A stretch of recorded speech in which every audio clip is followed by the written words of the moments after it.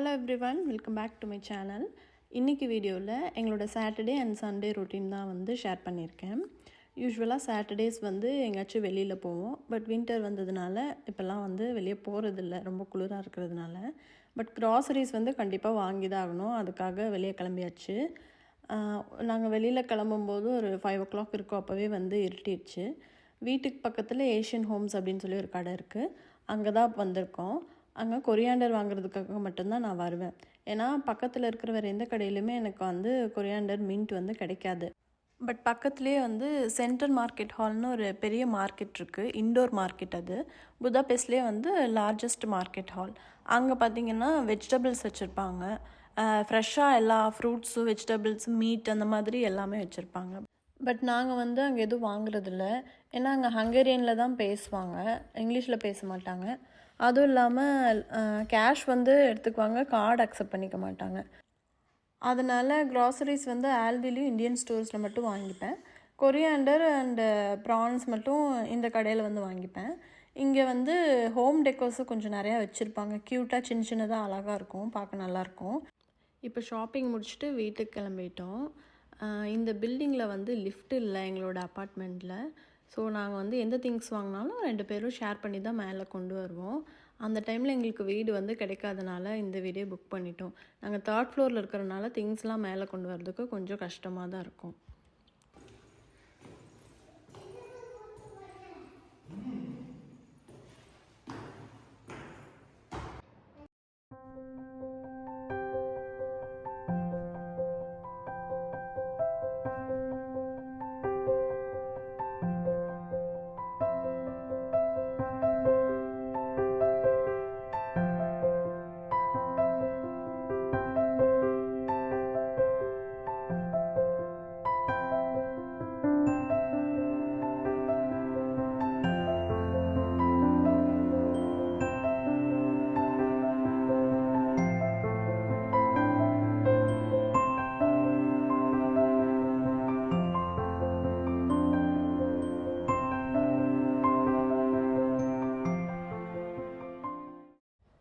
வீட்டுக்கு வந்த உடனே வாங்கிட்டு வந்த திங்ஸ் எல்லாம் ஃபஸ்ட்டு எடுத்து வச்சுருவேன்.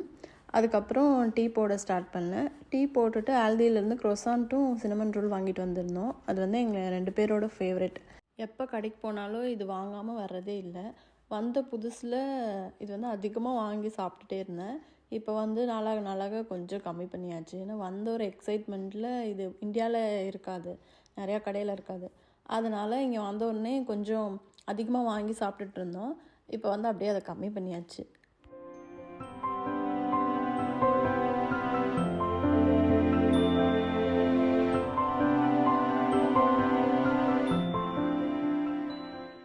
வீக்கெண்டில் வீட்டில் இருந்தோன்னா படம் பார்த்து தான் டைம் ஸ்பெண்ட் பண்ணுவோம். ஸோ டீ குடிச்சிட்டே படம் பார்த்துட்டு இருந்தோம். டின்னர் டைம் வந்தோடனே நான் குக் பண்ண ஸ்டார்ட் பண்ணிட்டேன்.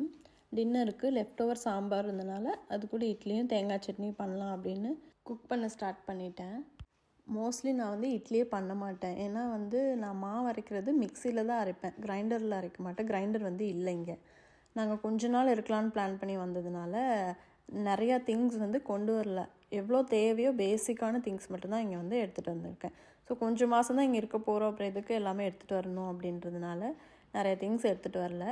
அதுவும் இல்லாமல் இங்கே ஹங்கேரிக்கு வரும்போது ஒருத்தருக்கு வந்து 25 kgs மட்டும்தான் அலவுடு. அதுக்கு மேலே வேணும்னா நம்ம பே பண்ணி தான் கொண்டு வரணும். ஸோ கொஞ்ச நாள் இருக்கிறதுக்கு இங்கே ஆல்ரெடி கிச்சனில் இருக்கிற எல்லாமே இங்கே இருக்கும், திங்ஸ் வந்து எல்லாமே இங்கே இருக்கும். நமக்கு எக்ஸ்ட்ராவாக எது வேணுமோ அது மட்டும்தான் இங்கே கொண்டு வரணும். யூகேயில் அப்படி இல்லை, நமக்கு என்ன வேணுமோ எல்லா திங்ஸுமே நம்ம தான் எடுத்துகிட்டு போகணும், கிச்சனில் எது வேணும்னாலுமே. பட் ஹங்கேரியில் வந்து கிச்சன்லேயும் சமைக்கிறதுக்கு எல்லா பாத்திரமே எல்லாமே வச்சுருப்பாங்க. நம்ம கொண்டு வரது வந்து க்ராசரிஸ் மட்டும் கொண்டு வந்தால் போதும். பட் இந்தியன் குக்கிங்க்கு சில பாத்திரம்லாம் இருந்தால் தான் நம்ம வந்து குக் பண்ண முடியும். அதனால் நான் வந்து ரொம்ப லிமிட்டடான திங்ஸ் மட்டும்தான் கொண்டு வந்திருந்தேன். நான் முக்கியமாக இந்தியாவிலேருந்து கொண்டு வர திங்ஸ் பார்த்திங்கன்னா homemade masala, skin care products, soap, shampoo, இதெல்லாம் ரெகுலராக யூஸ் பண்ணுற எல்லாமே வந்து நான் அங்கேருந்தே வாங்கிட்டு வந்துடுவேன். அதெல்லாம் இங்கே வந்து எதுவுமே வாங்குறதில்ல. ஸோ இந்த வீடியோ பார்க்குற யாருக்காச்சும் இதை பற்றின டீட்டெயில்ஸ் வேணும்னா எனக்கு சொல்லுங்கள், நான் நெக்ஸ்ட் வீடியோவில் ஷேர் பண்ணுறேன். நெக்ஸ்ட்டு நான் டின்னர் முடிச்சுட்டு கிச்சன் க்ளீன் பண்ண ஸ்டார்ட் பண்ணிட்டேன். டின்னர் முடிச்சுட்டு எப்போவுமே கிச்சன் க்ளீன் பண்ணிவிட்டு தான் தூங்கவே போவேன். அப்போ தான் நெக்ஸ்ட் டே மார்னிங் வந்து எனக்கு குக் பண்ணுறதுக்கு ஈஸியாக இருக்கும். முன்னாடி நாளே என்ன வேணுமோ எல்லாமே இருக்கான்னு சொல்லி பார்த்து எடுத்து வச்சுருவேன். ஸோ அன்றைக்கி சாட்டர்டே அப்படிங்கிறனால கண்டிப்பாக ஒரு படம் பார்த்துட்டு தான் தூங்குறதுக்கே போவோம்.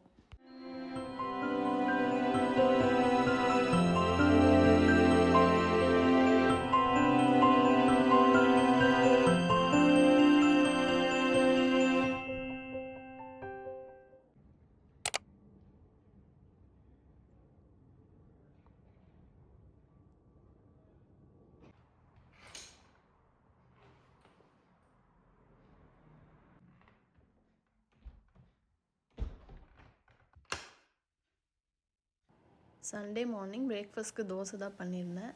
லஞ்சுக்கு எப்படி சிக்கன் தான் பண்ணுவோம், அதனால் ஃப்ரீசர்லேருந்து சிக்கன் எடுத்து ஃபஸ்ட்டே வெளியில் வச்சுட்டேன். அப்போ தான் டீஃப்ரோஸ்ட் ஆகி அந்த சிக்கன் வந்து லஞ்சுக்கு ரெடியாக இருக்கும். பிரேக்ஃபாஸ்ட் சாப்பிட்டுட்டு ஜாரா கூட பசில் விளையாடுறதுக்கு நான் வந்துட்டேன்.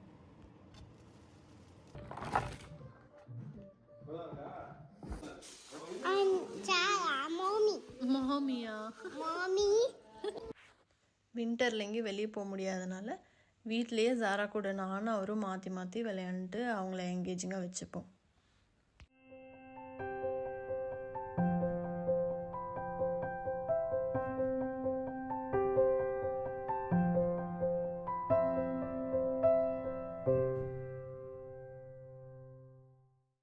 நெக்ஸ்ட் நான் வந்து லஞ்சுக்கு ப்ரிப்பேர் பண்ண ஸ்டார்ட் பண்ணிட்டேன்.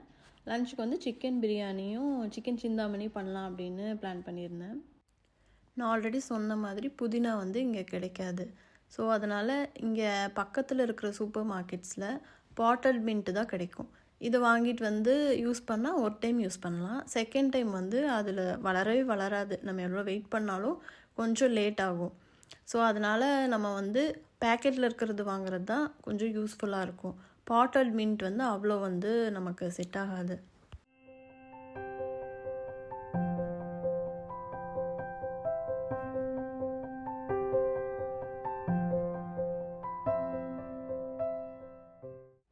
ஸோ இப்போ பிரியாணிக்கு நெய் அப்புறம் ஆயில் ரெண்டுமே வந்து நான் மிக்ஸ் பண்ணி தான் போடுவேன். அது போட்டுட்டு பட்டை, கிராம்பு, ஏலக்காய் அந்த ஸ்பைசஸ்லாம் ஃபஸ்ட்டு போட்டுருவேன். அது போட்டுட்டு வெங்காயம் வந்து போடுவேன். வெங்காயம் வந்து நல்லா சாட்டே பண்ணால் ப்ரௌன் ஆகும். ப்ரௌன் ஆகிற வரைக்கும் விட்டுட்டு அதுக்கப்புறம் தான் இஞ்சி பூண்டு பேஸ்ட் போடுவேன். இஞ்சி பூண்டு பேஸ்ட் போட்டதுக்கப்புறம் தக்காளி போடுவேன். தக்காளி போட்டு நல்லா வந்து வதக்கிக்கணும்.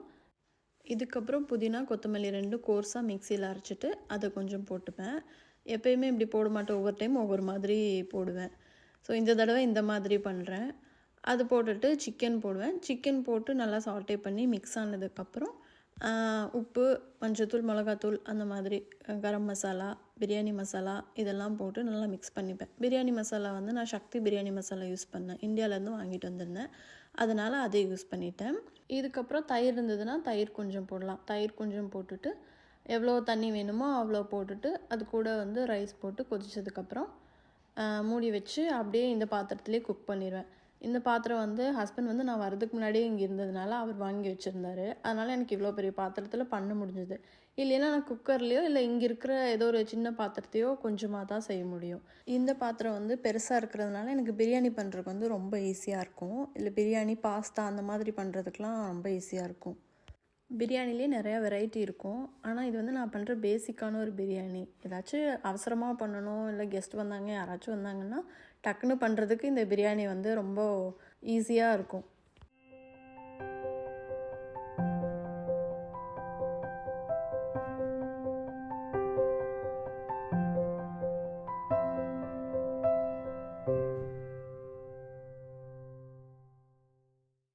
நெக்ஸ்ட்டு சிக்கன் சிந்தாமணி பண்ணுறதுக்கு ஸ்டார்ட் பண்ணிட்டேன்.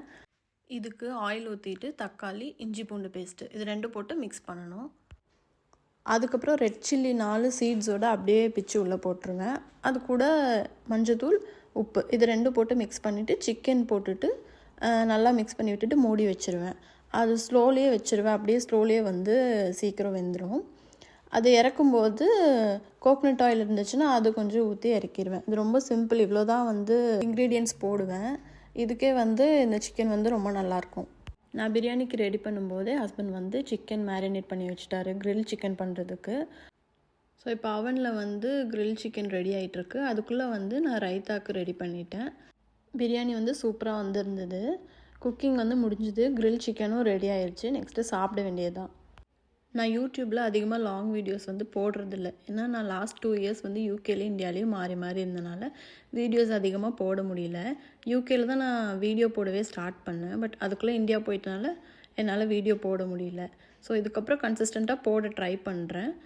So that's all about this video. Thanks for subscribing and see you in my next video. Bye.